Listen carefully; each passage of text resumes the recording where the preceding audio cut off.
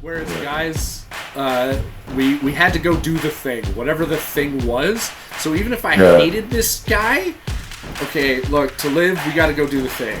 So I'm not going to eat dinner with you, but as long as you do the thing, and I can trust you to do the thing, and I'm going to do the thing, we can get through this. And if we really can't do the thing, whatever the thing may be, how about we just fight, get this over with, so one of us can go do the thing, and the other one doesn't have to worry about it anymore because we're dead. Exactly. Yeah, exactly. Like men will tolerate like someone they don't like if that person is like has value. It's like, okay, there's fucking Bobby and being a fucking complete dickhead. He's a great hunter, so we're gonna tolerate him because we need. Bob has a skill that we need. Extent. That's gonna make hunting easier. And then when he hunts, he's not an asshole. Yeah. Once they get a little too arrogant, a little too high on their horse, then somebody's gonna take them down a notch and humble them. Yeah, we'll stomp them to death with our spears. Yeah.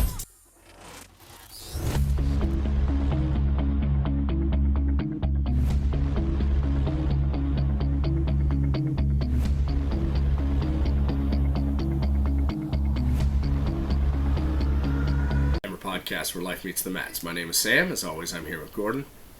Hey, Gordon. Hello. We decided for this one we're just going to shoot the shit because that's what we were doing and that's what we're going to keep doing. I'm sure there will be some benefit to everybody listening. They'll probably go off on some rant. But we were actually just talking about the Strickland fight, and that's why we were like, well, we should just record this because we were talking about all the shit that was happening before, and I was about to go into if you look at the layout of the fight, I thought Strickland won the 5th round, so it was a split decision. I was pretty sure he did, but they put a lot of weight on takedowns in the UFC, and I think that's why he lost because he got taken down a couple times, 6 times or something like that. I don't know. But it was just one of those things where I was like, guess this could have gone either way. But my default was always, you really have to beat the champ to become the champ. So I'm not a fan of split decisions and when it's a championship fight. I was sad because you didn't you say Strickland was like your spirit animal? Yeah, I'm sure a lot of people don't like him as a person, but I think deep down inside he's a good person. Yeah, he's flawed, but yeah, he's I joke around and say he's my spirit animal. The things I would like to say, probably 99% of the time, and hold inside a little bit. I'm considered a fairly brash guy. Strickland takes it to level 11, DEFCON 1. He takes it. His filter, he punched it to death. And I like that about him. Some people might consider him an asshole or whatever, a piece of shit, but at least he's an honest asshole piece of shit if you think he's like that. Because it's better to know person is truly honest, and then you can assess them as literally as who they are and be like, hey, I don't like you, but I respect that you're honest. Instead of people who play the game, the fucking Game of Thrones politics, pretending they're nice, and they'll fucking stab you in the back. Those are the real pieces of shit. And these false, humble people, these people, riding the high horse of the morality, but they're the big, they're 1 or 2 traits away of being a fucking sociopath. There are a lot more people out there that fucking dumbass cunts. I never like people that are they seem so perfect, and they're they're always preaching about how great they are. I'm fucking preaching to you. They are good people out there, and they don't go preaching. Kind of That's fine. They're just living their life, Then you get fuckers who are pretending to be holy people, not literally, but they think they're just morally better than you, and they're always preaching. People. Yeah, they ride in on that white horse thinking they know everything. Oh, dude, man, white horse, the whole thing. I love. I'm a morning person, but I'm not a happy morning person. There's people in the morning where they come up to you and they're like, "Hey, isn't it a great day?" And I was like, "Who told what? Go away." Those are the type of people I think are I've overcategorized it now, but are the virtue signalers, are the the people who are playing like the what is it called? It's power politics, but they're trying to make themselves seem less threatening, you know. I know subvert whatever it is they're trying to do, and you're just like, I haven't had my coffee yet. I really don't give a shit. Please just leave me alone. I have things to do in the morning. I don't want to. This perkiness is just. Thank you, but no. You work in the white collar world. I work in healthcare, so it's like it's not white collar world, but the politics are quite. There's politics. There's workplace politics, and then you get so many fucking fake people. Some people. It's fucking hilarious. Like you hear these people, they'll complain to you about certain coworkers, and they say some of the fucking wildest shit. And then that same coworker comes in, and they're like fucking hugging, best friends. This is like mainly women, not sexist. It's fucking most vicious, like gender, is women. Like they can talk the nastiest things about their friend, coworker, whoever, and then that immediately if that person comes in the room, they're like hugging and kissing, and they're fucking sit down and have lunch with them. I'm a guy. If I don't like you, you'll fucking know it. Like I won't be disrespectful to you if you're not disrespectful to me. I'm not gonna hang out with you. I don't want to sit at the same table as you. Yeah. Like, I gotta put a caveat here because where I do work in the white collar world, but where I work, I don't have any fake people in our office. Fake people don't last very long in our office. It could be a part of the industry we're in. You don't really get that, at least in my division. I've never had any sense of that. It's everyone I work with and have worked with at this company. They've all been great. But it's a cultural thing, right? Like if the company promotes, like I would hate to have worked for Uber. I don't know now, but back when it first started, because all the stories I heard about that place, about how employees were treated and were like encouraged to treat each other, it just sounded like absolute ass. Like it just did not sound like a happy place to me. For sure. But like where I work, I have nothing bad to say about anybody I work with. There is, companies run the way they run, and sometimes people get the raw end of the stick, and it sucks. But I have no complaints about my coworkers at all. I was also going to say something else. Now I totally lost it, dude. What were you talking about? I went on a tangent about like fucking shitty ass fake people. It's about Strickland, how he's so honest. Oh. And it, Nope, had it, lost it. I'm really fucking up today. Thanks, everybody. Okay. Sorry about that. Strickland's a great dude. I think he's a great dude because he is honest, and there is a detriment to being that honest. People aren't going to like you. Oh, that was it. See, I got back there. It happens. Mm-hmm. I was having the same conversation with my wife. Obviously, I'm married, and I am not sexist either. I gotta put that out there.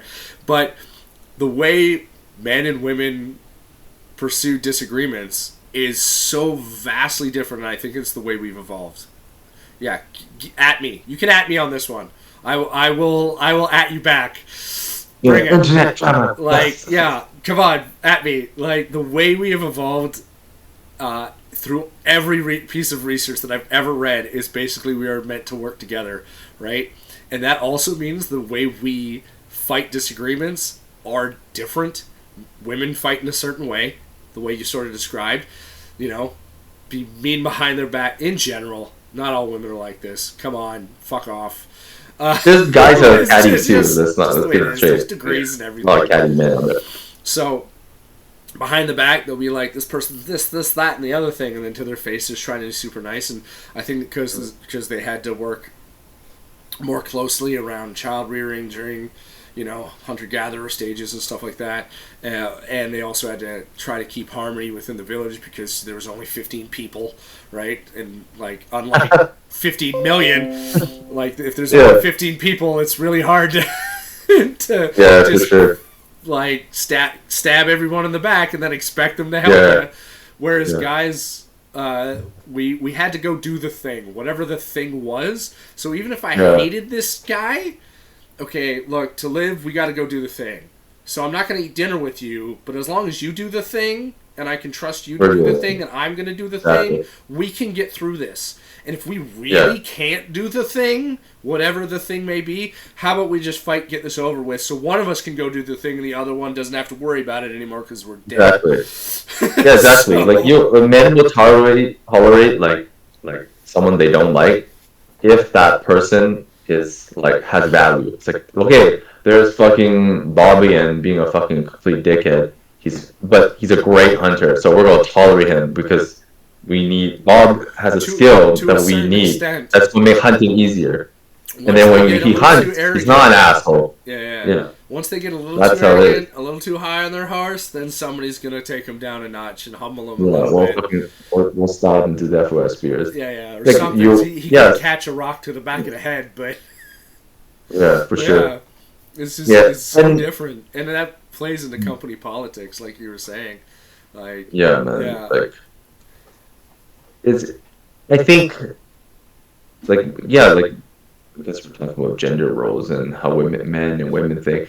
People like it's such a big topic. It's a controversial topic, but it's not very controversial because every time you in a civilized society, you live in the city. Even if you live out in the countryside, it's still civilized. But the issue is that when all those things are stripped away, civilization, it's like the feminists, the third wave feminists, fourth wave feminists, whatever you want to call them. The originals, they were actually pretty good. Can I defend first and second wave feminists? Yeah. They were pretty good. Yeah. The third and fourth wave. The third or fourth wave feminists. I was saying first and second wave feminism. I think that was a great thing. I do. I just thought it brought to light a whole bunch of inconsistencies in the way we operate as a species, and it was nice to highlight. Third and fourth wave feminism, so that shit got kind of weird. It's more like they're not trying to. They're fighting to become the fucking pieces of shit men that they talk shit about for years. Oh, have you? It's like they want to fuck whatever they want. They want to do whatever they want. So they're trying to be the fuck boys that they hate. Andrew Schultz, what the fuck is that? You heard the Andrew Schultz bit where he says that? Yeah. I think that's where I got it from. Yeah. He says that you're trying to become the fuck boys that you always thought we were.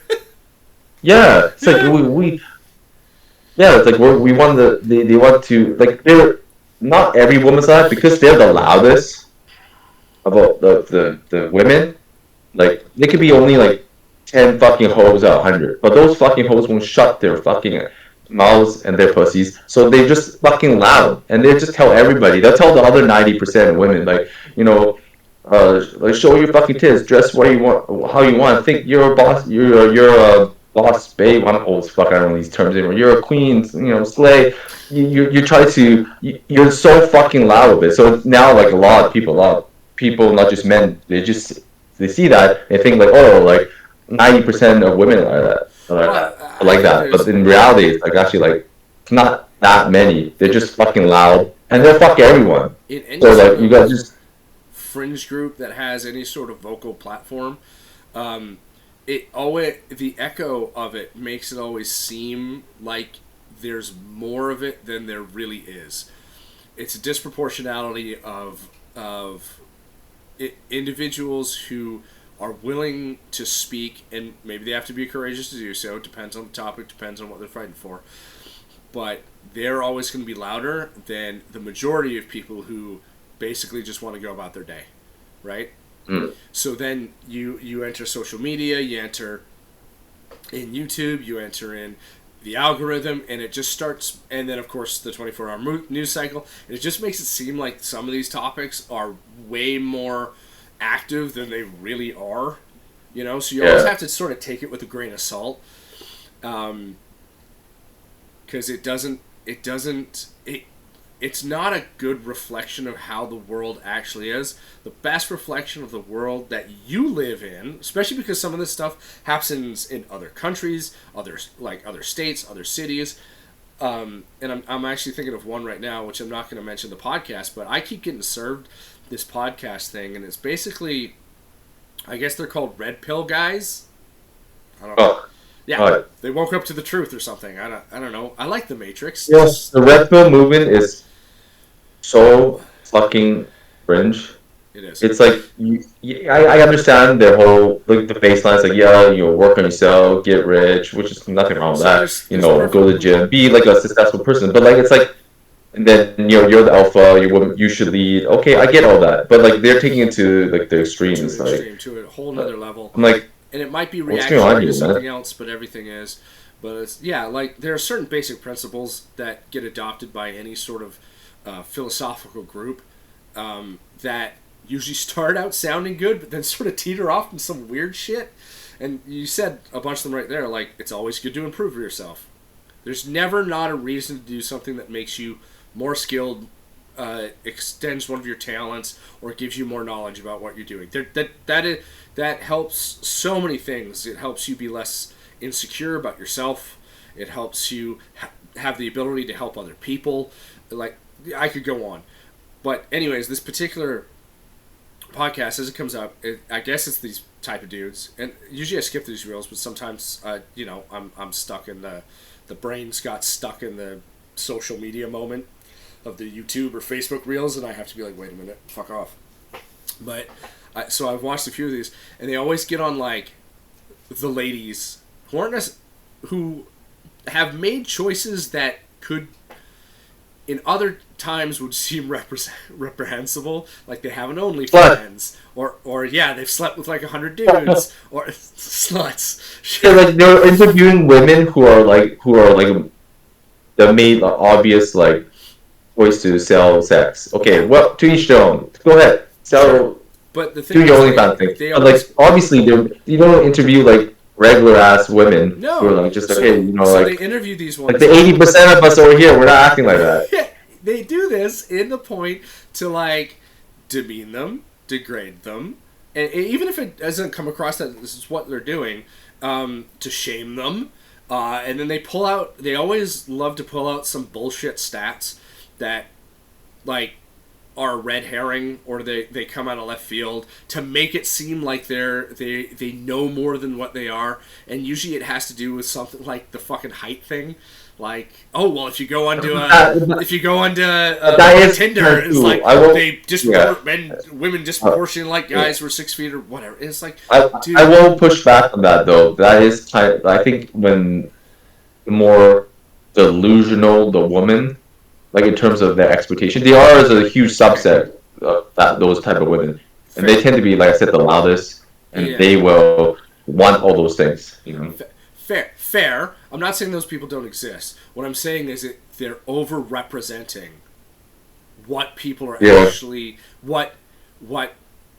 what's actually happening with the 10% of the group as if it's 90% of the group. When you just said it, it's like 80% of women are over there doing their own thing, having their own lives, right? And then on social media or on casts or even in Hollywood representation, you have like this 10% group seemingly to represent 90% of the whole, and it's just the best way to get around that. Put your phone down, turn off the TV, and go sit in a market somewhere and just watch people. Right? Then you'll get an idea of what your community is actually like. You will have no idea what your community is like if you end up just being happy by looking at a black glass screen. My opinion. I'll say this, like, a lot of times when they do those podcasts interview the sex workers and whatnot, like you already know what's going to happen. You know what they're going to say. They're obviously going to have to justify it in their minds, right? That what they're doing is like just perfectly fine. There's no repercussions. They don't,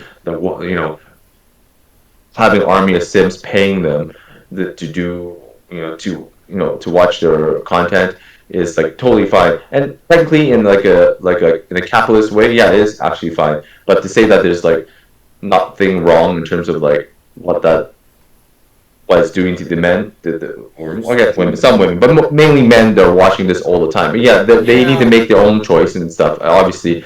But like it's like they can't say that these men are totally fine, because they can't say these men are fucking losers, because that's their customer. And they're also they're also saying, these same women are also saying that oh yeah, I'm an independent woman. I don't need no man. Men are shit. Men are trash. But 99% of your income comes from men just fucking jerking off to you. So like yeah, maybe those men are shit. They're shitty men, but at the same time, like you can't say oh, men are shit. Like that platform that you're on is on OnlyFans created by a bunch of men. That's what it meant to do. It's just a pay for play version of Pornhub. Like it's the exact same concept, right? Now, the only point that I'm really trying to get across here is that's not normal. So if you're looking at the distribution of people, the OnlyFans people and the guys that are going to pay for it and simp for it, they're all over here, right? Mm. And everybody else is over here, right? Yeah, I think it's reasons. Maybe it's moral reasons, maybe it's economic reasons, maybe it's political reasons. None of that matters.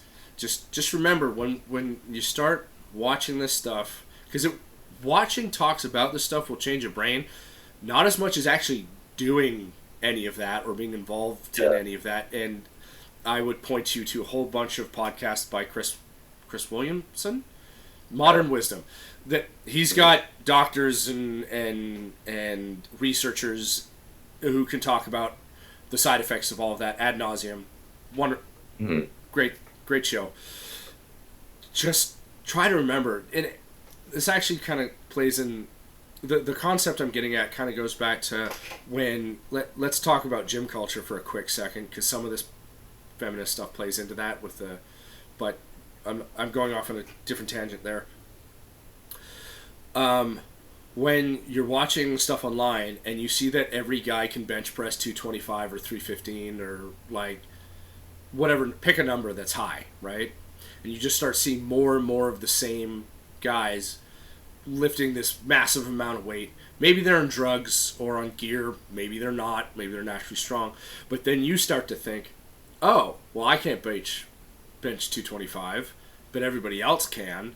Why can't I? I should be able to do that. Well, maybe not, because being able to move that type of weight for any significant reps takes a lot of dedication, a long time, or gear. But also, not everyone is genetically predisposed, there we go, to be able to do that. I got there, right? Yeah.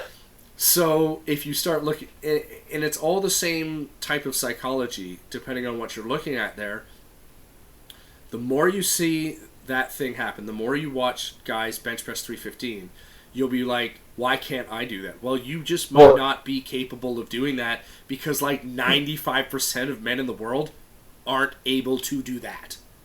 Oh, it's like a bubble, right? So the algorithm feeds you, and it's like a bubble. So you think that's the norm. It's like how girls and guys will look at like hot Instagram like models and stuff, and then they follow them, and that's all they watch on their Instagram or whatever social media platform they choose to watch, and then they think that every single fucking woman out there is 10 out of 10, and any woman who isn't is a fucking ugly piece of shit. And the thing is like you gotta look in the mirror. Like maybe even if with like all the women in the world look like a super like a 10 out of 10 hottie, dude, you ain't that guy to get that girl, because that's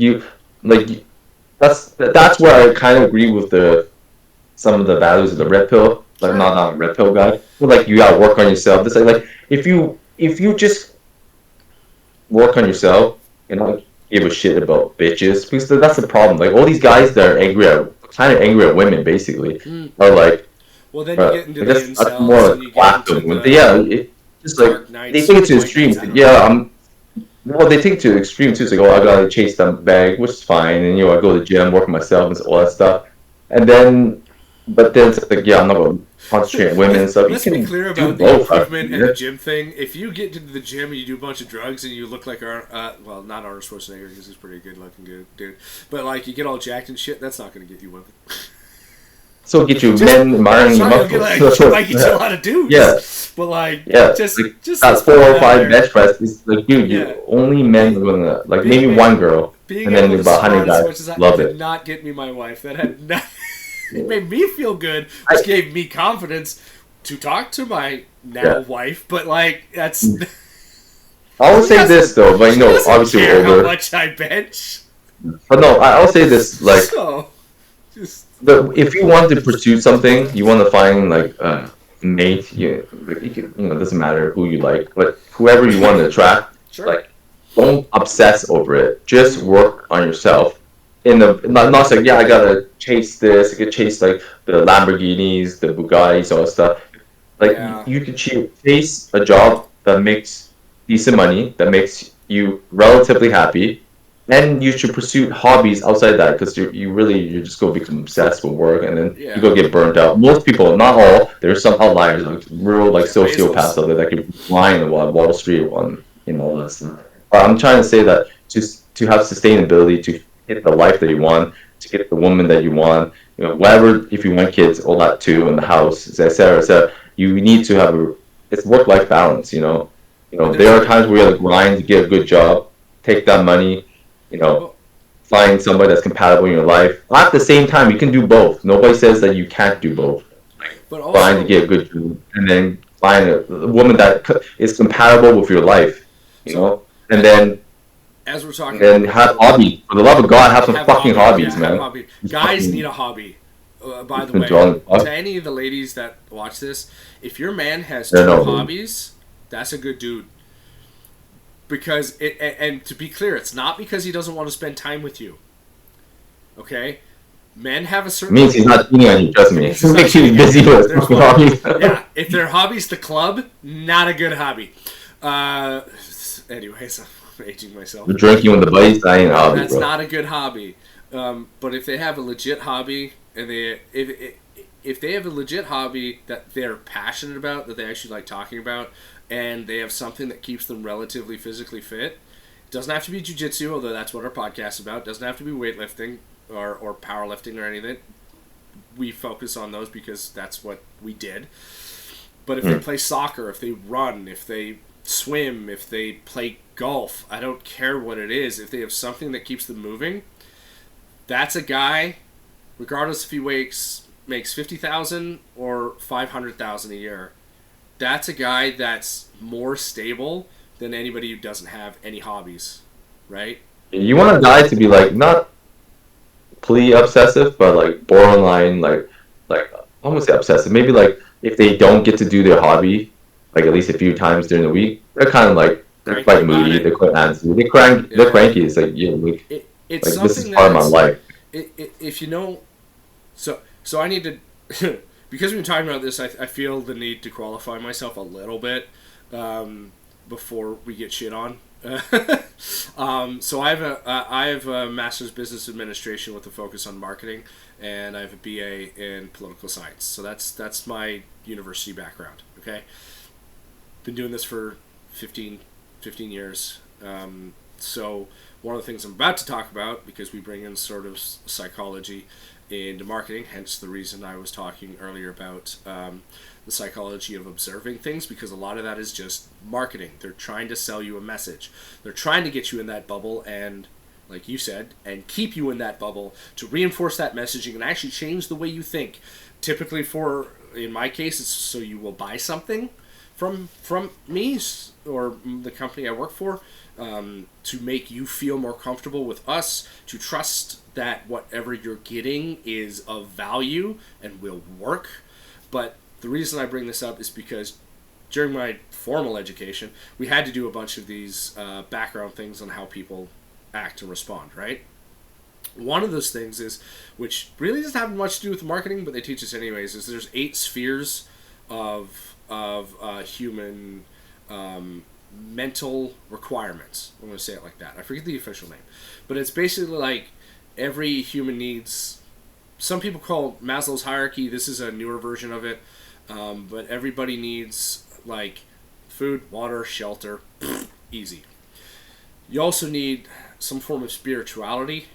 In other words, you don't have to believe in yourself, but if it's a belief in the universe, if it's a belief in God, if it's belief in fucking physics and science, it's something that lets you exercise the ephemeral nature of the universe, because to humans, the universe is just overwhelming. There's too much information, right? So you need something that grounds you there. If it's philosophy, that's great. I'm personally a proponent of the Stoic philosophy, not being Stoic. Still feel your emotions, but I like the way this Stoicism, the tenets of Stoicism help me. So if you have something that helps you, you need something that keeps you physically active, because humans are meant to be physical beings. I'm sorry to the people, the body beautiful people. You are beautiful, but you need to do something to keep yourself moving. Body positive, Sam. Body positive? Right. Okay. Fine. I'm sorry. Fit, positive. Was it fit, healthy at any size, and fit at any size, or whatever. Sure. It's not. Yeah. Anyways, different topic, different cast. Yeah.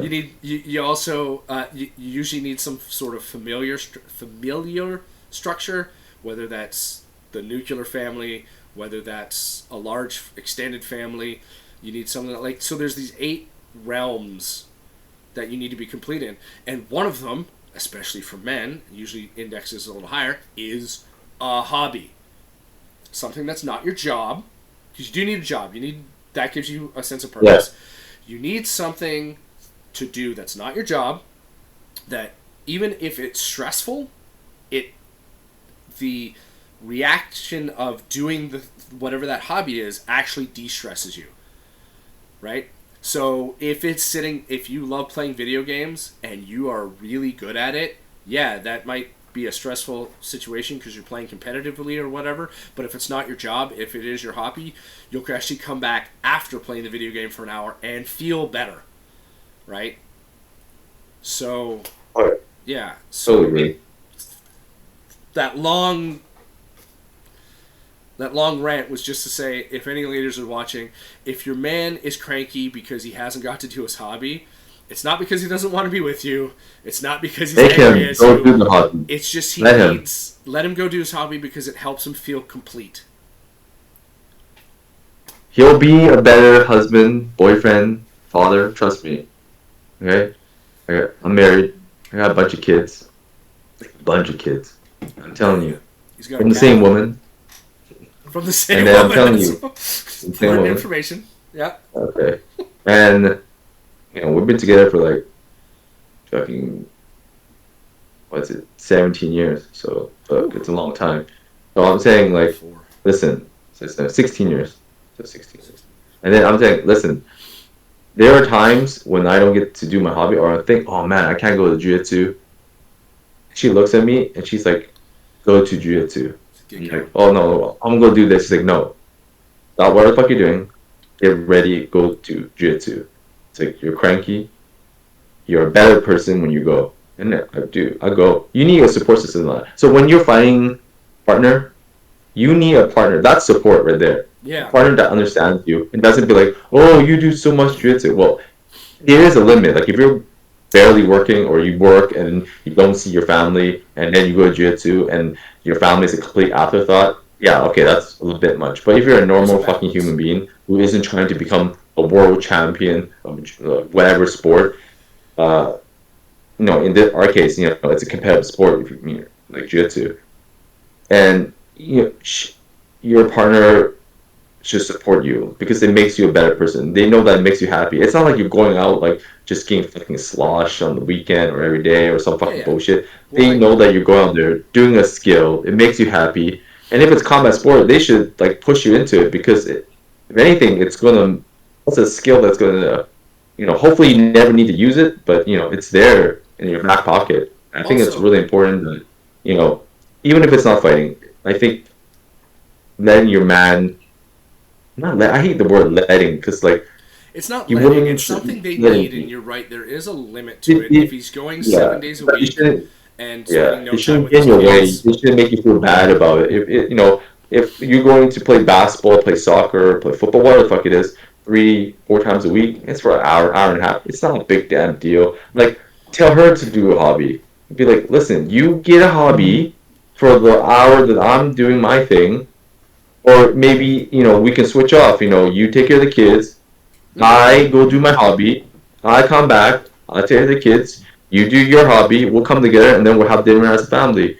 That's it. It's simple. The kids can be put into sports too that they like. Don't force them to do fucking shit they don't want, in terms of activities. And then everybody's so busy with their own hobbies, and then it's like, oh, we've been away for so long. I've been at work all day, and I did my hobby. Or the kids will be like, I've been at school, then I went to practice. It's like now we come together at dinner time. It's like, oh, we get to be a family. We could talk about things that we did, and that's what dinner is supposed to be. Like it's like a social, like that's the social moment. And then on the weekends, if your schedule allows you, that could be a whole day family thing, or the nighttime could be a whole family thing. You can work shit around. Like that's the balance right there. Like we're not telling you, at least I'm not telling you this is the best way to do it, but I think it's one of the more healthy ways to think about like going about your life with a partner. If you want to have a happy family. I'm not saying it's going to be perfect all the time, but this is a good base. And like this week, I wasn't able to go to Jiu-Jitsu at the times that I usually go for scheduling reasons. But I talked it over with the wife, and barring we also have to take care of our child, right? And I found a couple times that I can go, so I can keep doing the thing that helps me feel better about me, right? And that's just something that you'll have to deal with as it goes. But you're right, if you're single and you want a partner, you want a family, one of the best things I ever heard was, it's from Robert De Niro actually. He said, figure out what you want and then expect to spend the next 20 years getting it.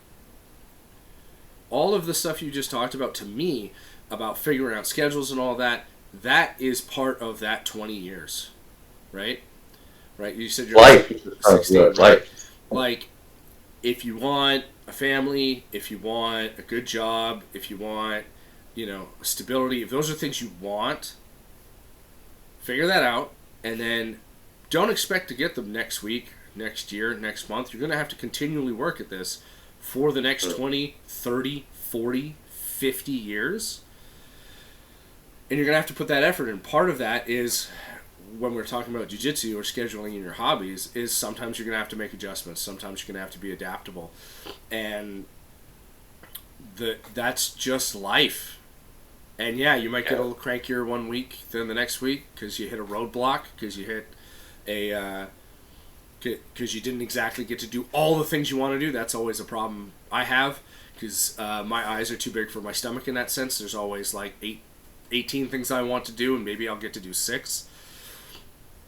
But having that routine and having that ability to discuss those things with your partner, and if they have a hobby, and schedule out and move things around, I'll never say that that's the key to happiness, but at least you won't be angry.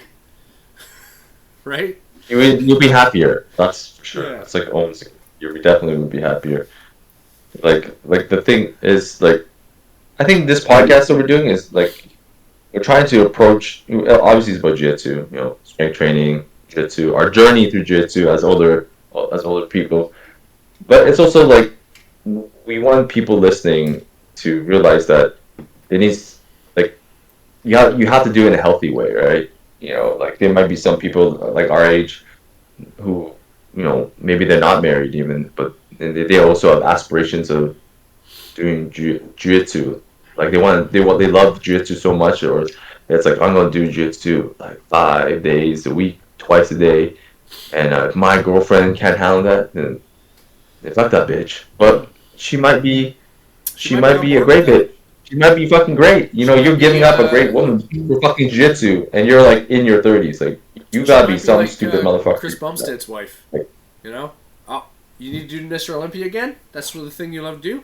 I know you love to do it. I want you to do it. Go do it. Yeah. I'm over here. I'm cool. They're also in their 20s, right? You got guys who are so fucking delusional that. Oh, okay. I'm talking about those guys who are willing to. Greg Jones touched on this in his podcast a little while ago. He said in jiu-jitsu, he's met some of the stupidest fucking people on planet Earth. Some of the dumbest motherfuckers that our species could offer. And then he's there are people out there purposefully working shitty jobs to sustain the jiu-jitsu. They're just basically living above the poverty line. and they are so all into jiu-jitsu that's like at any cost, and with like they'll give a good job to do more jiu-jitsu, but they have no chance of becoming world champion. Like they have no, they think that that grind, that dedication is like the holistic way of doing things. Yeah, if you have any talent, like Sure. they if it's like year 8, year 6, and you're still a purple belt, I hate to break it to you, 5 days a week, but yeah. going 5 days a week, Two hell, even days. going 3 days a week, 3, 4 days, just regular, no doubles. Listen, you're not gonna win anything. You're not gonna win. You might not even win your local tournament. Like the reality is that you're not good enough. You know, the reality is for both of us that you, me, we're not gonna be world champions. No. You know, like even if we were in our early 20s, just our skill set was never there. We can become good black belts. That's the best it's going. We can win local tournaments. That's as good as it's going to get. But there are people so delusional that they're taking their hobby. That doesn't know. We're trying to contrast this. Like having a hobby and being holistic. And there's people out there. They're taking the sport jiu-jitsu or any sport. They're thinking, oh, I'm gonna be the next Mike Tyson. I'm gonna be the next fucking Gordon Ryan. And you ain't that guy, man. If your team hasn't told you that you're that guy, it's like, well, you're a special one. Like you haven't got like fucking compliments like that. It's like, oh, you're a beast. You should be like, oh, it's gonna be so crazy when you're like a purple belt. If you're a purple belt and you're not tapping out like black belts once in a while, and like they were like, can you basically, you're not that guy. You very likely are not that guy. Like it's hard. If you're that guy, you'll know it. Yeah, you'll know it. It's hard for people to take stock of what they're good and what they're not good at. And one of the things that I've learned in my short expanse here is I went a while back. I went back to school for like the 3rd time, and I was in a group of people who were much younger than me. I was the oldest one in the group, right? And one of the things that came up is like, well, what do you want out of life? And the same fucking answer kept popping up. Now, to give you some, I'll tell you what their answer was in just a sec. I'm setting this up, but like, my parents are old, like 1930s, kind of born after the Greatest Generation, before the Boomers type old. So I was never brought up with this philosophy, so it shocked the hell out of me. But the answer was, from these young people, it's like, what do you want out of life? I want to be happy. And it made zero sense to me because business class? Is this a business class? Yeah. It's like, well, I want to be happy. I want to be happy in my job. I want to be happy at this. I just want to be happy. And it's like, that's not a goal, right? That's not an answer. Happiness is a byproduct of you being successful at things, about being good at things. And this is where I came in. It's hard for people who set goals that just don't make sense to take stock of whether they're really good at or whether they're not good at something. If you want to be generally successful, not Jeff Bezos, Bill Gates, Steve Jobs successful, again, they're that guy. They were special. They're that guy. You have to set realistic goals, but you also have to tell yourself, like, what am I actually good at? Because there's a feedback mechanism in your brain, going back to the psychology bit, that says if you're good at something, you'll get a reward. And when you get that reward, you will continue to do the thing that's good, even if it's hard, right? And as things become more challenging and you get better at it, you feel more accomplished when you overcome. So things get harder, but you get better at it. And things get harder, but you get better at it. Now the thing is, there's a wall there. And if you're not that guy with all that talent, eventually you will hit that wall. And you will not be able to surpass it. Yeah. Your expectations something over here that you're talent. actually good at, that you can go past that wall and keep going, right? And you can be good at to a point that gives you some general satisfaction in your life, and that's where you can just calm down and be happy. So yeah, if you're knocking your head 2 days, 5 days a week, you've been there for 5 years, and you barely just got your purple belt, and you're not doing... Maybe you should find something else you're good at. because it's not that you're not necessarily good at that, but you're not that guy. And jiu-jitsu is a world where, unless you're that guy, you're not going to make any money at it.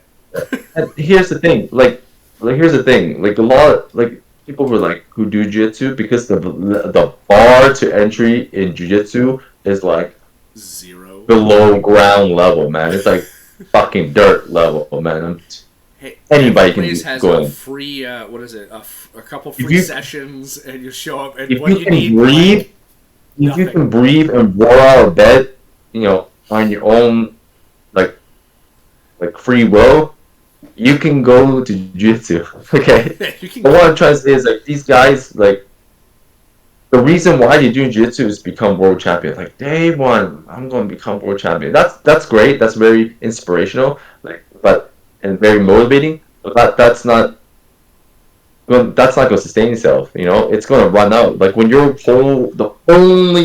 sole reason of your journey, do anything, is to be number one. Guess what? If you're not that guy, you're going to be very unhappy, extremely unhappy. Yeah. And there are guys who are basically that guy, and they don't even reach that goal. So the guy that actually works hard, has the talent, has more or less good luck, and they don't, like, reach the highest level, and their main goal was to become that, they become depressed. So look at Craig Jones. He's basically found the number 2 most talented guy in the world. He's never won an ADCC. He's like, that's why they call themselves the B team. He keeps coming in second in every single major competition.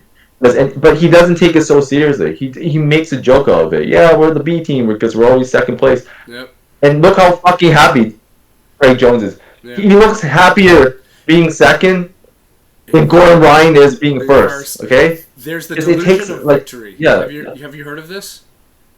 No. I'll only be happy once I've won. Then you win, and you're not happy. Oh, yeah, no, okay, I know it's that. The delusion of victory. It's like, nothing changed. Nothing changed. You're exactly who you were before you won, and after you won. You get this temporary serotonin boost, or whatever it is, and you feel happy for a second, but then you realize how much effort and how much sacrifice you did to gain that victory that it almost becomes a Pyrrhic victory, right? Yeah. And it's until you can enjoy the whole ride, like I'm sure Craig Jones is just enjoying his entire ride right now. Dude, until you can find the happiness in the grind. Sorry, I shouldn't say the grind. The hustle culture, whatever, that's bullshit. But it's until you can find happiness in the act of doing. Yeah. You're not going to be happy by winning. No, man, it's like, even with that question that you got, like when at business school and that kid was like, they asked him, like, was it like a what you wanted in life, right? Yeah, what do you want? And the guy was like, the kid was like, well, I want to be happy. But if people just took a step back, it's like you can really answer that on your own. You're like if you, especially if you're not happy, you'd be like, what makes you happy? And then if people will be like, oh, this is this or that makes me happy. You should do more of that, even if it's just a hobby. It doesn't have to be necessarily good. But here's the thing: for people who say, like, I don't know what makes me happy. Well, that's not us. That's bad, but it's not terrible because you actually don't know. To find what makes you happy. Yes, exactly. Now go out there. Like, not every day. Don't give up on everything. Like, I'm just gonna have wanderlust and walk around and figure it out. No, you can do what you need to do. Go to school, go to work, and then be like, oh, maybe I'll do this club. Join this club, or do this activity. Don't join a chess club, whatever the fuck it is. Jiu-Jitsu, boxing, any sport, and you find out. Try at the beginner level. Don't be like, yeah, I'm gonna do. Well, I found something I think I like. I'm gonna go to the hardest fucking level, and then I'm allowed to participate in, and then you just get destroyed and it's just demoralizing. And then you don't want to try new things. The thing is you just ask yourself what makes you happy. And then if you do more of it. And if you can monetize it, great. But don't, if you can't, that's okay. Then it's a hobby. It can be a hobby that you do a lot and you're really good at. And then if you don't know, then go. There's no harm. You can only, the worst case scenario of you not finding anything that makes you happy is that you stay exactly where you are. But at least you try. You'll be happier in trying and failing to find out what makes you happy than not trying at all, because you just 100% will be miserable. I agree. Whereas if you try, you have a good chance. I agree completely. So on that note, everybody watching, obviously try Jiu-Jitsu at least once. Maybe it'll make you happy. Not for a week. Do it for a week. Yeah, do it for a month. See if you can hang it for a month. Try it for a month, 2 days a week, and yeah, maybe you are that guy. I hope you are. But if you're not, enjoy it. Just enjoy it, and find what else you're good at, so you can have that nice complete circle. So. At least starting to get the pieces of the circle. Yeah, start building the pieces of the circle, and you'll get there. Look it up online. I'll see if I can put a link to a diagram when we drop this episode. But on that note, I think we're gonna have to call it this one. It's good. Appreciate it. Great. All right. Yeah. In that case, see you guys. Thank you, everyone. Appreciate you. Talk to you in the next one. See ya.